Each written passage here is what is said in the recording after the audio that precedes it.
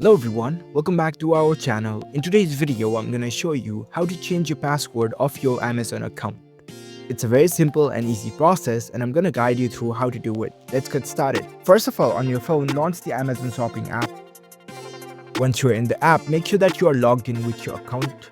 After you are logged in, you will see this kind of interface. Now, in order to change your password, you need to go to your account settings. Here you can see the profile icon at the bottom of your screen. Tap on it. Now in the top, you can see the account option, tap on it. Now scroll down and find login and security option. It will usually be under the account settings section. Select login and security.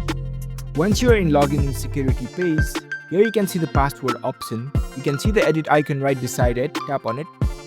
Now you will be prompted to change your password. Here you can type your current password of your account.